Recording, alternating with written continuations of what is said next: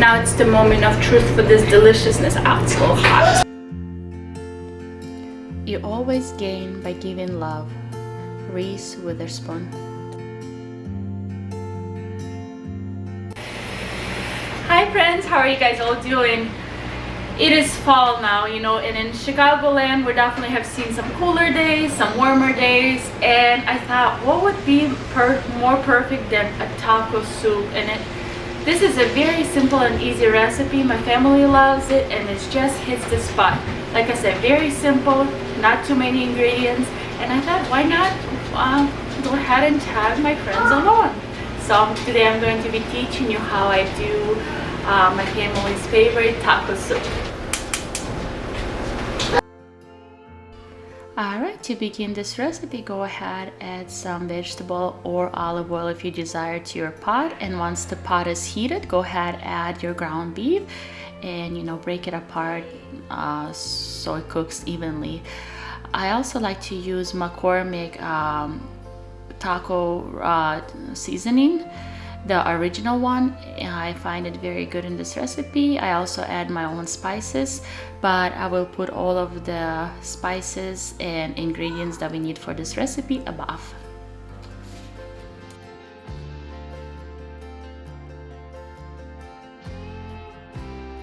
And at this point, as you can see, I found my ground beef masher. This thing is amazing. I think it's by Oxo, but I'm not 100% sure, but it helps to break up the ground beef and cook it nice and even as I add my spices to it. I don't know about you ladies and gents, but I always have a sniffer in my kitchen that likes to sniff around what I'm doing, especially when it smells good. Now that the ground beef is nice and broken down and cooked, go ahead and add your red onion. Like I said before, I do love red onion because I do think it has the most flavor. To each their own, but we love red onion in this household. But I do add a whole red onion, and not just a little one, a large red onion, and mix it well as well and let it saute.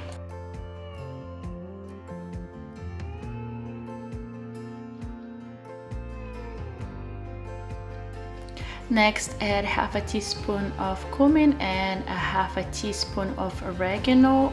You can do a little less, a little more, depending on how strong you like the flavor. And in this household, we do love oregano and we do love cumin, so we add just so it satisfies our taste buds.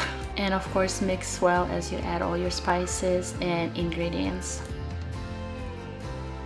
After onion and spices had some time to saute, go ahead, add 15-ounce canned corn and add 15 ounces of black beans, also canned, and 29-ounce can of pinto beans.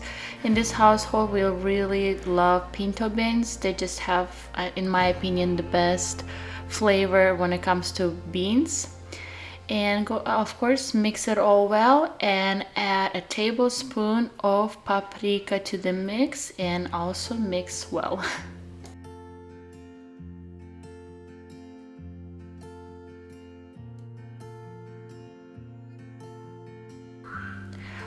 After I mix it all well, I add about 2 cups of canned diced tomatoes and about a quarter teaspoon of salt, just to taste, because all the canned ingredients, they do have a lot of sodium in them and salt, so just add salt to taste, you know, taste it after you add all those. After about 30 minutes, go ahead, remove your lid and add Mexican style cheese. I add about a cup and a half of it, while mixing it very well so cheese doesn't stick to the bottom and actually gets to melt within the mixture of the soup. And after cheese is nicely mixed, I add about tablespoon to 2 tablespoons of cilantro into the mix and cover the whole mixture with the lid and turn off the stove and let it sit for about 5 minutes before serving.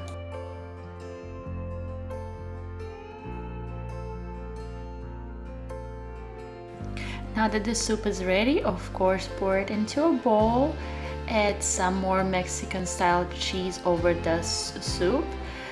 covering it with some cheese. We like to use on the border tortilla chips, and some sour cream, and a little bit of cilantro, and a dice of lime to add to the taste. Now you get to enjoy your meal. Now it's the moment of truth for this deliciousness. Ah, it's a little hot.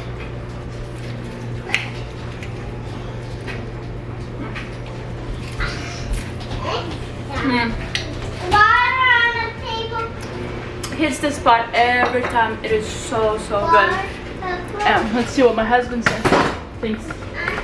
What do you think? Delicious. Danny wants some too.